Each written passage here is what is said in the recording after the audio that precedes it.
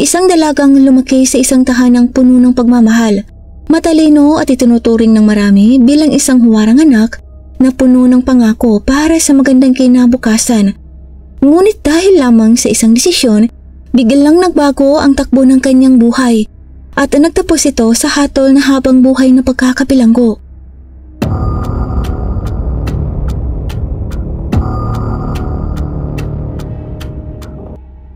Ang babaeng yon ay walang iba kundi si Connie Nang, ipinanganak noong March 9, 1978 sa Hong Kong. Parehong doktor ang kanyang mga magulang. Ang kanyang ama ay isang kilalang pulmonologist sa lungsod, galing sa isang iginagalang na pamilyang medikal. Pinahahalagahan ng mga magulang ni Connie ang edukasyon at tiniyak nilang lumaki siya sa isang maayos at maingat na inaalaga ang kapaligiran. Bilang nag-iisang anak, si Connie ang naging sentro ng kanilang mundo. Binuhusan siya ng pagmamahal at ibinigay sa kanya ang lahat ng pagkakataong posible upang magtagumpay. Dahil sa matatag na pundasyon yon, lalo siyang umunlad sa high school.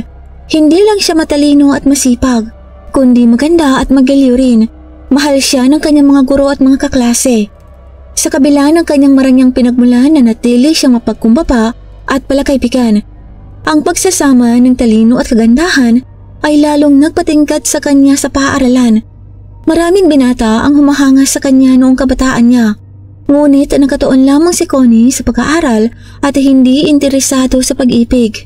Bahagi nito ay ang mataas na inaasahan ng kanyang ama na matagal nang nangangarap na sundan niya ang kanyang yapak sa larangan ng akademya. Noon ang pinakamalaking layunin ni Connie ay makapasok sa University of Oxford. Dahil sa trabaho ng kanyang ama, nagkaroon si Connie ng pagkakataong masilayan ng mundo ng mga mayayaman at makapangyarihan. Madalas itong dumalo sa marangyang pagtitipon at minsan ay isinasama si Connie upang maranasan din niya ang sopistikadong buhay ng high society. Sa isa sa mga okasyon na yon, napansin siya ng isang talent scout. Nabighani ito sa kanyang banayad na karisma at naniwalang taglay niya ang kagandahang hinahangaan ng mga tao sa Hong Kong noong panahon na yon. Ibinigay nito ang kanyang business card kay Connie at inimbitahan siyang subukan ang pagmomodelo. Sa una, hindi niya ito pinansin dahil mas pinili niyang unahin ng pag-aaral. Ngunit nang dumami ang mga taong nag-aalok sa kanya ng modeling opportunities, unti-unting nabuhay sa kanya ang pagnanais na pasukin ang malikhain at kumikislap na mundo ng kamera at ilaw. Gayunpaman agad itong sinuway ng kanyang mga magulang. Natatakot sila na baka mailigaw si Connie ng industriya ng aliwan at maapektuhan ang kanyang kinabukasan. Matapos ang paulit-ulit na pag-uusap, napapayag din nila ang sarili ngunit may kondisyon. Dapat niyang ipagpatuloy ang kanyang pag-aaral. Mula noon, pinagsabay ni Connie ang kanyang eskwela at pagmomodelo. Tinupad niya ang pangako sa kanyang ama. Maingat na binabalanse ang oras sa klase at mga photoshoots nang hindi nagre-reklamo. Sa halip, tila lalo pa siyang naging masigla at inspiradong mabuhay. Determinado siyang hindi mabigo ang kanyang mga magulang, kaya mas lalo nang pinagbuti ang kanyang pag-aaral. Di nagtagal, sumikat si Connie sa mundo ng modeling, tampok sa mga magazine at billboard sa buong Hong Kong. Ngunit sa kabila ng liwanag ng entablado at papuri ng publiko, nanatiling mababa ang loob ni Connie. Habang dumarami ang mga tagahanga at nagiging kilala siya sa lipunan, pinili pa rin niyang unahin ng edukasyon, ang pangarap na unang nagtulak sa kanya tungo sa tagumpay. Para kay Connie, ang tagumpay sa pag-aaral ang pinakamahalagang layunin sa buhay, kaya't isinantabi niya muna ang pag-ibig upang ganap na makapag-focus sa kanyang kinabukasan. Ngunit habang buong puso niyang inaalay ang oras sa pag-aaral, dumating ang isang tao na tuluyang nagbago ng takbo ng kanyang buhay. Siya si Kwok Wing Chun, na mas kilala sa pangalang Edwin Kwok. Ipinanganak noong August 24, 1976 sa Hong Kong. Anak siya ng isang makapangyarihang pamilya sa likod ng Wing On Group. Ang kanyang ama, si Jimmy Kwok Chik Wen, ay dating non-executive director ng kumpanya. Samantalang ang kanyang ina, si Lee Wong Kun, ay isang direktor sa Hong Kong Sanatorium and Hospital. Hindi lamang galing sa maimpluwensyang pamilya si Edwin Kwok, marami ang naniniwala na taglay din niya ang kagwapuhan at kumpiyansang tindig na agad nakapukaw ng pansin. Nagkakilala silang dalawa sa simbahan sa isang pagkakataong tila itinakda ng tadhana. Pareho silang mga dipotong Kristiyano at sa unang pagkikita pa lamang agad na nabighani si Edwin sa mahinhin at mapagkumbabang alindog ni Connie. Hindi siya nag-aksaya ng oras. Nakipag-ugnayan agad siya sa mga kaibigan upang makalapit kay Connie at sinimulan niyang ligawan ito ng buong tiyaga. Sa simula, tinanggihan ni Connie ang lahat ng kanyang pagtatangka. Ngunit ang pagtanggi na yon ay lalo lamang nagpaigting sa interes ni Edwin at nagpalakas ng kanyang loob upang makuha ang puso ng dalaga. Mula noon, marahan at buong pasensya niyang inilapit ang sarili kay Connie. Di nagtagal na pagtanto niyang iba si Connie kumpara sa ibang babaeng nakilala niya. Madalas silang magsimba ng magkasama, nagbabahagi ng mga sermon at gumugugol ng oras sa tahimik na pagninilay. Unti-unti lumambot ang puso ni Connie sa kanyang sinseridad at ang kanilang pagkakaibigan ay naging pag-iibigan. Nang sila'y maging magkasintahan, tila nagbago si Connie. Ang dating masunurin at seryosong estudyante ay naging mas malaya at masigla. Ang pagpapagong ito ay unang napansin sa 18 kaarawan ni Edwin.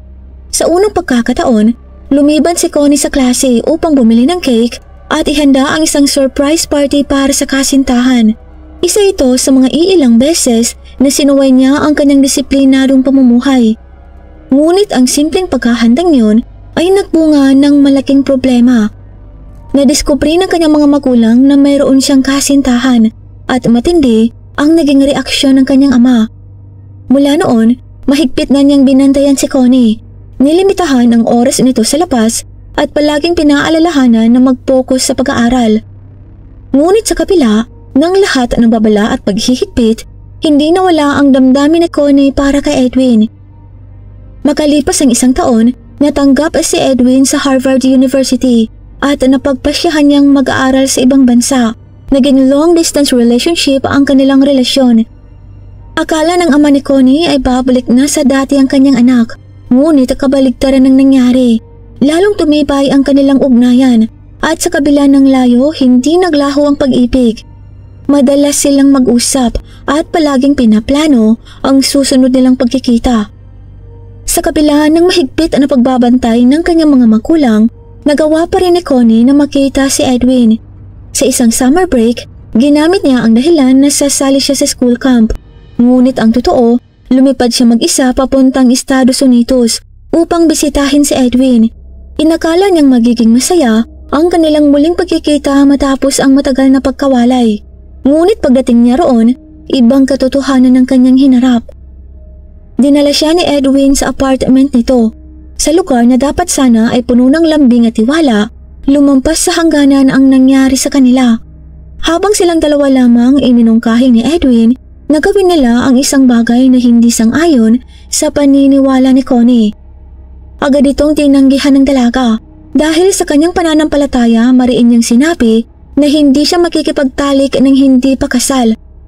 Ngunit makalipas ang ilang panahon, sa isang post sa Weibo, ibinunyag ni Connie ang hindi niya kailanman inaasahang mangyayari.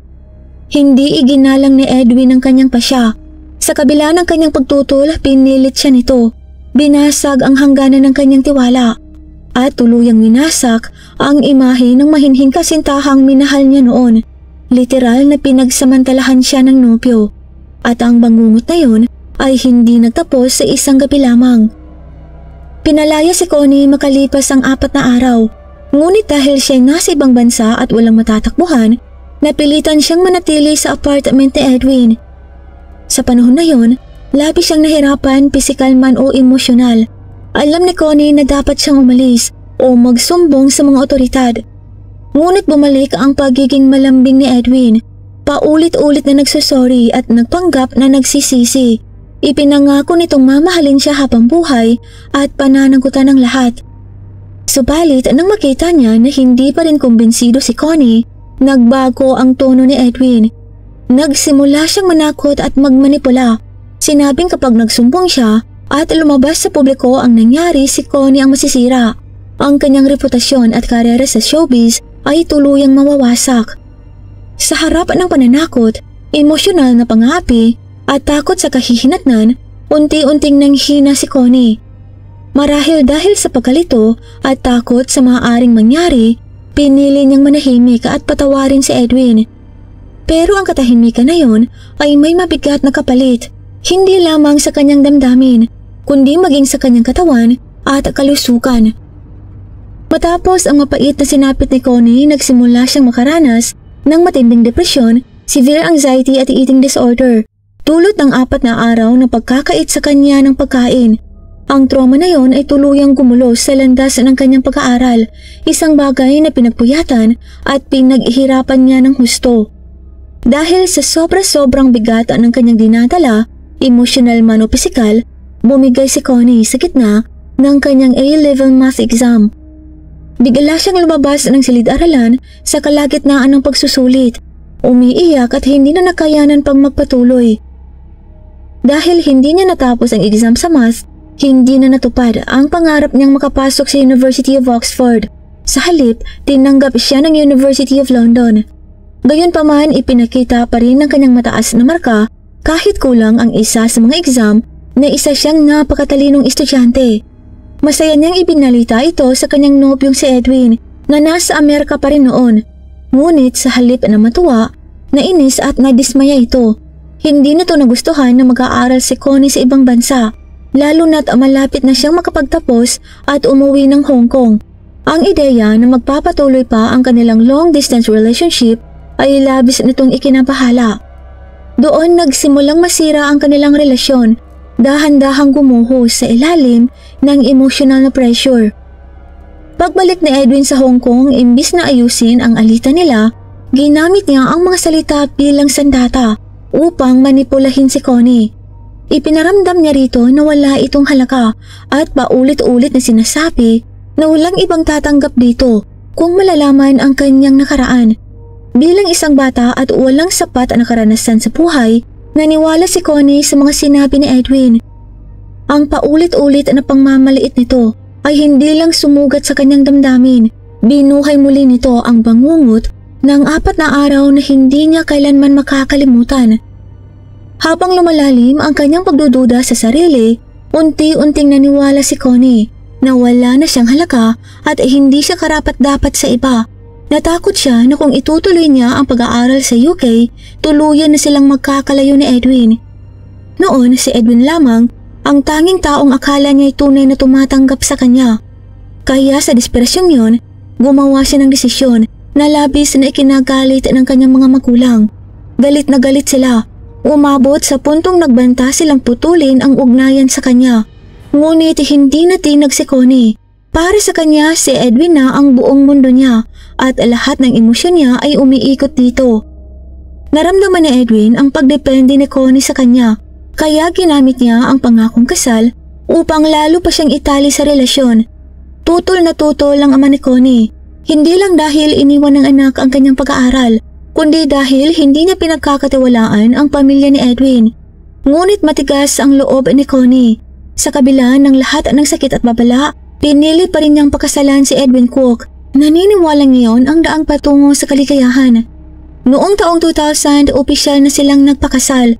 Sa seremonya ng cake cutting, tumayo si Edwin sa kabilang bahagi ni Connie at sinabi, "Dito ang puso at dito ko palaging poprotektahan ang babaeng mahal ko." Nang marinig yun, lubos na naantig si Connie. Naniwala siyang yun na ang simula ng kaligayahang matagal na niyang inaasam.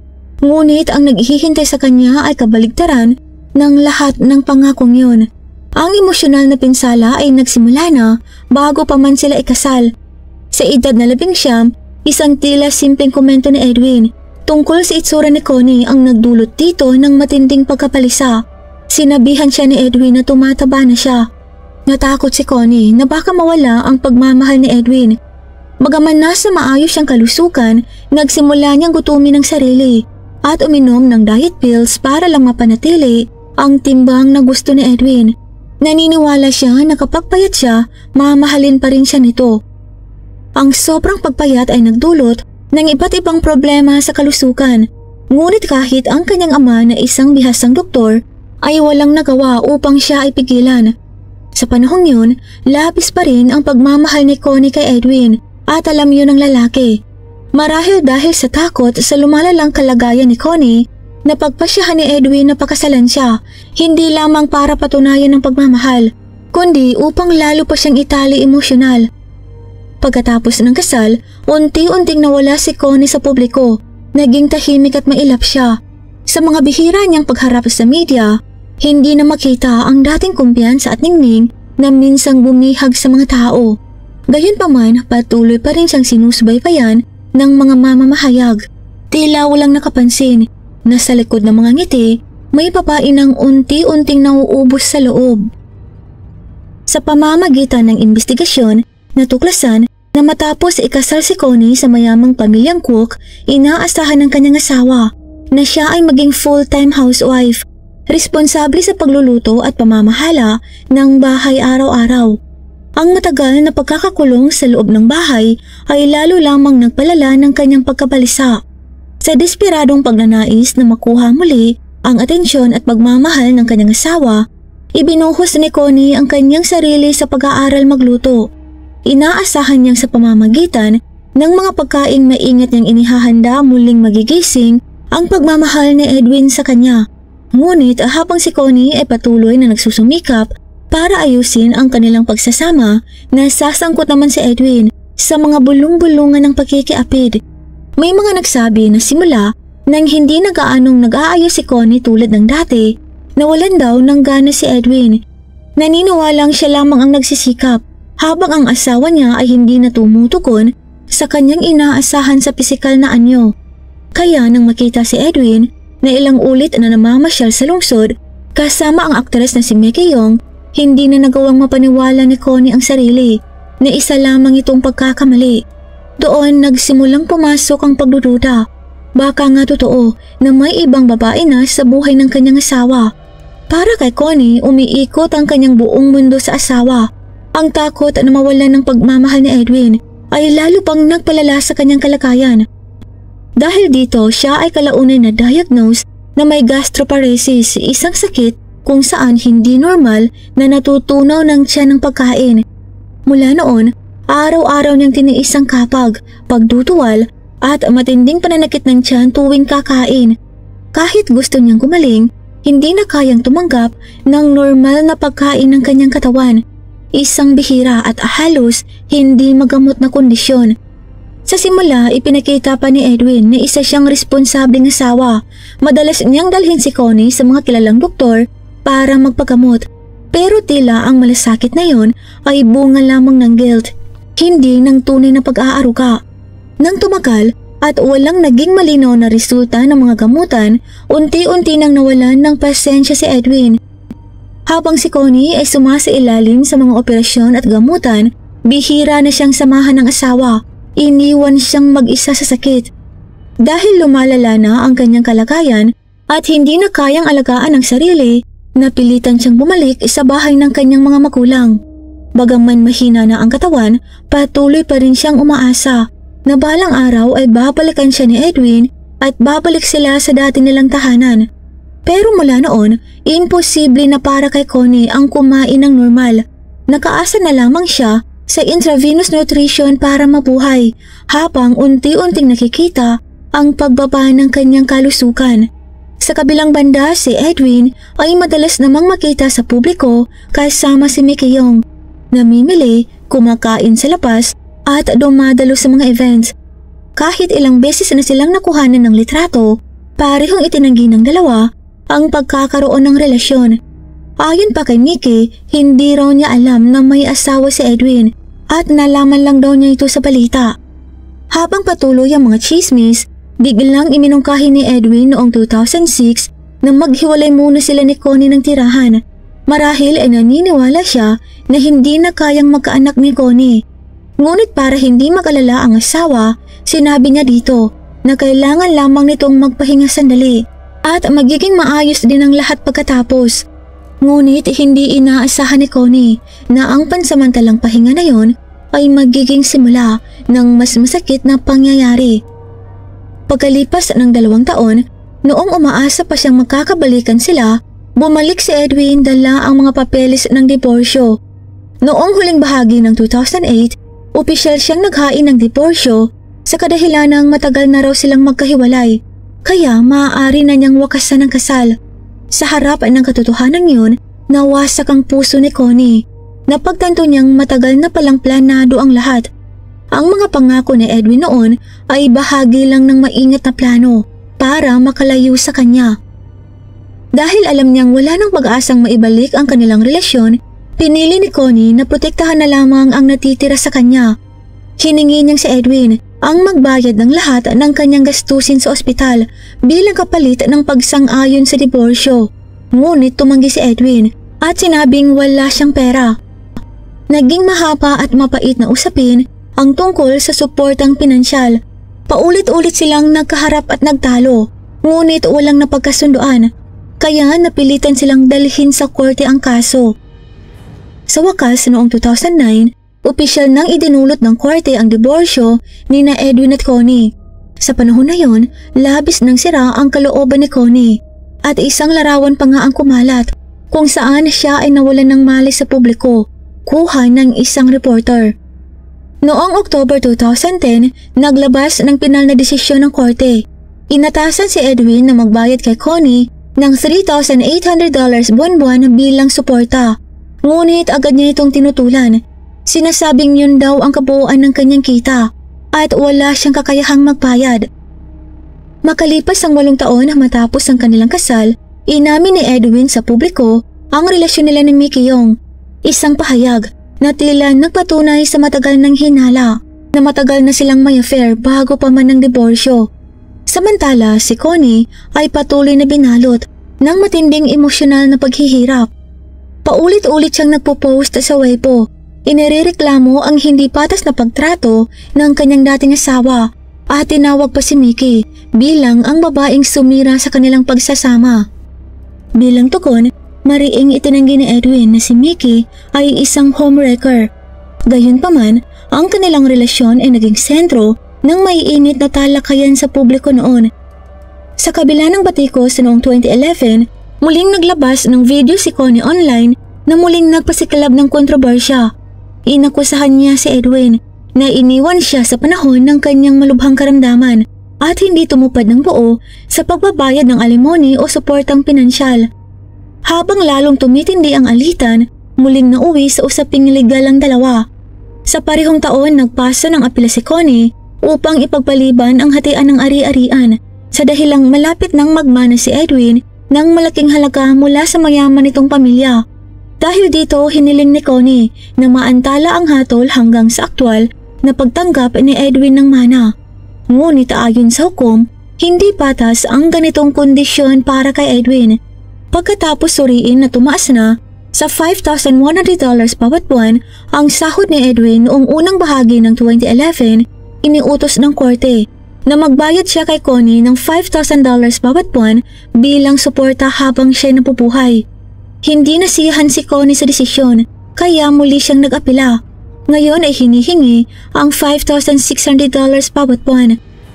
Tumutol si Edwin. Sinabing $5,100 lamang ang kanyang kita at hindi niya kakayanin ang hinihingi ng dating asawa habang siya mismo ay kailangang tustusan ang sariling pangangailangan. Sa isa pang pagdinig, ibinunyag na ang ama ni Edwin, si Mr. Kwok Chi-Kwin, ay may-ari lamang ng 0.05% ng Wing On Group shares na siyang nagpapagsak sa mga chismis na si Edwin ay isang mayamang tagapagmana. Aminado rin si Edwin na hindi siya mayaman at umaasa lamang sa suporta ng kanyang mga magulang. Sa ilalim ng lumalaking presyon mula sa media at publiko, napilitan siyang sumang-ayon. December 2, binago ng korte ang naunang hatol. Inatasan si Edwin na magbayad kay Connie ng $4,000 kada buwan at karagdagang $48,000 bilang kabayaran sa emosyonal at profesional na pinsalang idinulot kay Connie. Ngunit sa kabila ng panalo sa kaso, patuloy na lumala ang kalusugan ni Connie matapos ang diborsyo. Hindi na siya makakain ng solid food at nabubuhay na lamang sa intravenous nutrition. Bumagsak ang kanyang timbang sa 22 kilos, halos balat at buto na lamang ang natira sa kanya. Sa gitna ng labis na paghihirap at kawalan ng pag-asa, minsang ibinahagi ni Connie sa Weibo na naiintindihan niya kung bakit gustong mag-move on ni Edwin. Bata pa ito at malusog.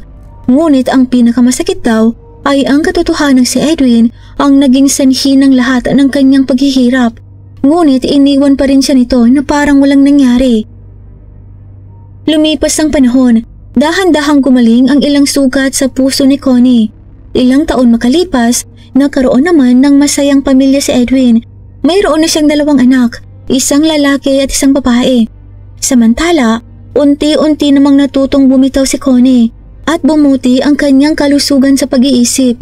Sa isang post noong 2018, isiniwalat ni Connie na gumastos ang kanyang ama ng higit $11 million para sa kanyang gamutan upang mailigtas siya. Doon niya napagtanto kung gaano kalaki ang isinakripisyo ng kanyang pamilya para sa kanya. Dahil dito, binago ni Connie ang pananaw sa buhay. Pinili niyang bitawan ng galit at ituon ang sarili sa kapayapaan at paghilom. Ang buhay ni Connie Nang ang nagsisilbing tahimik na paalala sa sino mang handang isakripisyo ang kinabukasan para sa isang pag-ibig na walang katuturan. Minsan siyang talented at may pag-asang babae, ngunit isang maling desisyon ang kumitil sa kanyang kabataan, kalusugan, karera at pananampalataya sa buhay. Anong masasabi niyo sa kwentong ito? Ibahagi niyo po ang inyong opinyon sa comment section sa ibaba. Shoutout po kina Nini Habasa, kay Eunice Estrata, kay Teresa from Riyadh, KSA, kay Pinular from Hong Kong, kay Ann Palmuria Japan Vlog, at kay Glinda Kumawas. Ito lamang po para sa araw na ito. Maraming salamat po sa pagsubaybay. At para po sa early access sa ating mga upcoming videos, join po kayo sa ating Crimes in Tagalog Stories Fam. Nasa description po sa ibaba ang link. Magkita po tayo sa susunod na kwento. At sa muli, mag-ingat po tayong lahat. Paalam!